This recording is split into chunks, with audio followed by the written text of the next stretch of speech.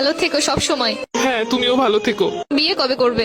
জানি না আদৌ কপালে বিয়ে শাদী আছে কিনা। তোমার বউকে বলে দিও আমি যেই হাত ধরেছি ওই হাত যেন না ধরে। তোমার জামাইকেও বলে দিও আমি যে গালে কিস করছি ওই গালে যেন আর কিস না করে। আমরা যে জায়গায় দুজন মিলে ঘুরছি তুমি তোমার বউকে নিয়ে ভুলেও সেই জায়গায় আর যাবা না। বউয়ের মন রাখতে মাঝে মাঝে যেতেও হতে পারে। তুই নেই মাত্র কইলে তুই আর বিয়ে করবি না। এটা তো তোমার কথায় কথায় বললাম। তোর স্বভাব আমি ভালো করে জানি। আমি তো তোর কথা উনানে লেগে কইতেছিলাম। ছেড়েই তো চলে যাচ্ছ, তাহলে আবার এইগুলো কেন বলতেছো?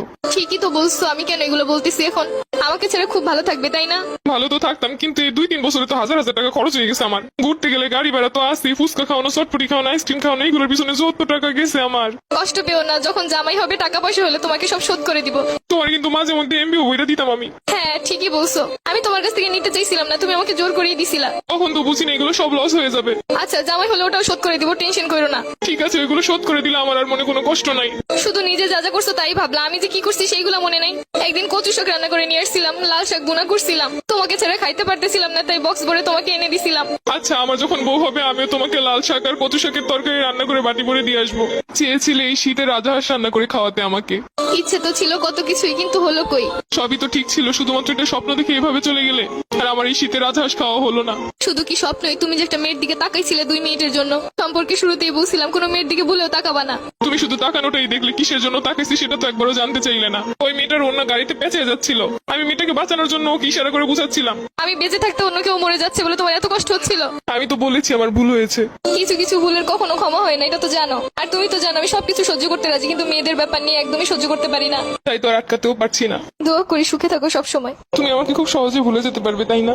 ঘৃণা মানুষকে সবকিছু করতে শিখায়। ভাবতেছি এতদিন যার সামনে তোমাকে বউ বলে পরিচয় দিচ্ছি, পরবর্তীতে কি হবে? তাদেরকে বলবে আমি মরে গেছি। জীবন তো কারোর জন্য থেমে থাকে না। আচ্ছা, কিছু মনে না করলে একটা কথা বলি। আমি যা আবেগের বসে তোমার একটা পায়েল কিনে দিছিলাম, ওই পায়েলটা কি ফেরত দেওয়া যাবে? জানোই তো আমার কাছে অত বেশি টাকা পয়সা নাই। নতুন কাউকে পটাইতে গেলে তো তখন লাগবো। কিন্তু ওই পায়েলটার তো 2-3 জায়গা থেকে খুইলা পড়ে গেছে। সমস্যা নেই, তুমি নিয়ে এসো, যা পইরে গেছে ওগুলো লাগাই নিবো। ওটার তো রঙও তেমন ভালো নাই। সমস্যা নেই, রং কইরা নিবো। আচ্ছা ঠিক আছে। আর শুনো, এই শীতে গোসল করো প্রতিদিন। আগে শীতে কত বলে বলে গোসল করাইছি। তোমার আর আমাকে নিয়ে এখন চিন্তা না করলেও চলবে। তোমার আর আমার পথ এখন আলাদা। তারপরও মনে তো কোথাও একটা রয়ে গেছো। এত সহজে তো চাইলেই ভুলতে পারবো না।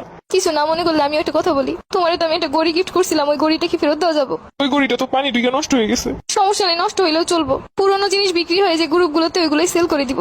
একটা ড্রেস পছন্দ হয়েছে, ভাবছিলাম তোমারে বলবো, সেটা তো আর হলো না। ওই গড়িটা বিক্রি করেই কিনবো। লাস্ট ওই একটাই স্মৃতি ছিল আমার কাছে, ওটাও নিয়ে যাবে। আমি নিজেই নেই, আমার স্মৃতি দিয়ে আর কি করবে? তো